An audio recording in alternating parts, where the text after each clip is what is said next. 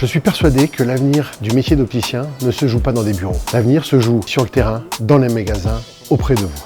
Très engagé sur ce sujet. C'est pour cela que je vais venir à votre rencontre pour voir vos idées, vos innovations et travailler ensemble à réfléchir à l'avenir et montrer que le ROF est un syndicat proche des opticiens, porté par les opticiens.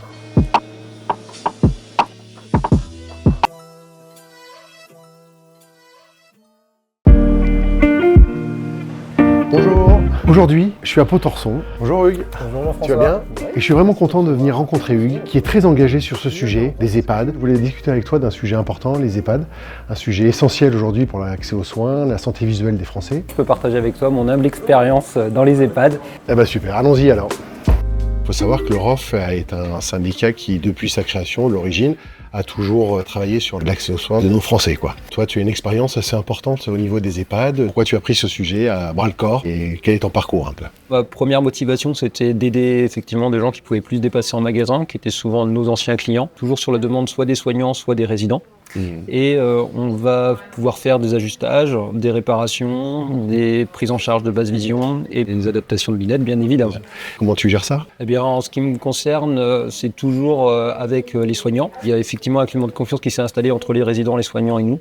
Ça nous permet effectivement aussi de faire des petites formations pour les personnels soignants parce que on leur explique ce que voit le patient avec leurs pathologies qui sont là. Ok. Et dans cette expérimentation qui a eu sur 2 régions, en Normandie et Centre-Val de Loire, est-ce que tu t'es rendu compte de problèmes, de choses qui coincent et comment on pourrait améliorer un peu tout ce système? Première difficulté qu'on rencontre, c'est d'abord l'aspect cognitif ou physique effectivement des patients. La deuxième chose, quelquefois, c'est le manque d'informations. C'est important pour nous de connaître leurs habitudes, leurs activités, leurs besoins. Et quelquefois, s'ils ne sont pas capables de nous l'exprimer, ça peut être un petit peu plus compliqué. La troisième chose, ça peut être aussi le manque d'ordonnance quelquefois, puisqu'on se rend dans les EHPAD et il n'y a pas d'ordonnance valide, donc notre prise en charge s'arrête très rapidement. Ok. Une dernière question, qu'est-ce que tu attends de ton syndicat?